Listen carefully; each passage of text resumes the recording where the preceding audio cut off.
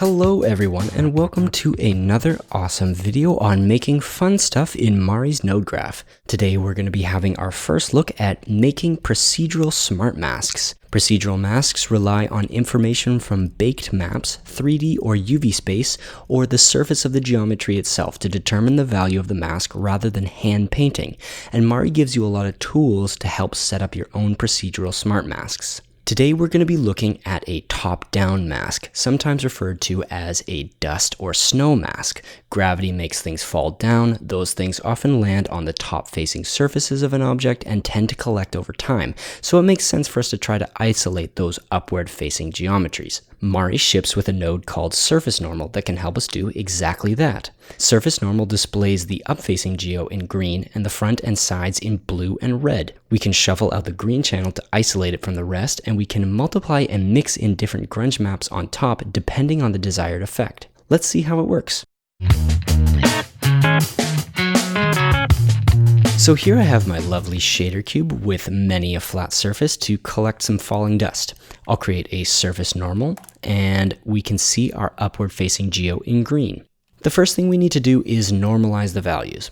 On screen, it looks like we have green on one side and black on the other, but in fact, if we use our handy color picker, we can see it goes into the negative values, -1 for each color to be precise. We want our mask to stay within 0 to 1, nothing below or above that range. So the magic math is to add 1 and divide by 2. The old range was -1 to 1. Adding 1 made the range 0 to 2. 2 divided by 2 is 1. 0 divided by 2 is 0. So now the range is 0 to 1. Math is really confusing to explain, so in the highly likely event that that made no sense at all, just have a little faith and let's move on to isolating the green channel. I'll create a shuffle node by hitting tab, typing shuffle, and boom. What this classic nuke node does is replace a given channel with information from another. I set the output red and blue channels to match the input green, and the output turns white in what were previously green areas, and everything else turns black. Now we have white on top, gray on the sides, and black on bottom. I'll just add a levels node to crush the grays away a little bit. I always like to clamp my levels node to prevent any weirdness, and I'll set mid-gray to 1, so anything below that turns black. And we have our top-facing geometry isolated.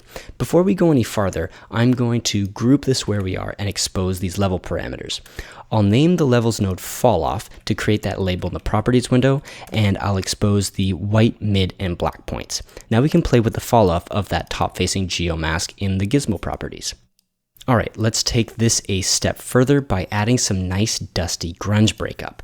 I've got these two lovely grunge masks I've loaded up from the Mari extension pack grunge map collection, and I'll start by jumping into the gizmo and adding inputs for texture 1 and 2.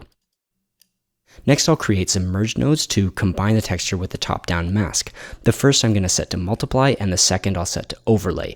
And after naming each merge node, I'll expose the blend mode and amount for some extra control in the gizmo properties.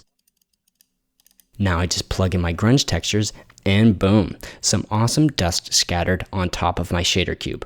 I can control the falloff and the blending of the two grunge maps together. Let's export this awesome gizmo to My Documents Mari Gizmos folder, and on the next launch of Mari, it's going to show up in the node menu. Now, this was a very simple example of a very powerful tool. The next video is going to be a bit of a bonus to this, where I show you how to combine some normal detail with your top-down mask. Hopefully you enjoyed this video. Please leave a like and a comment if you enjoyed it, subscribe, and I will see you next time.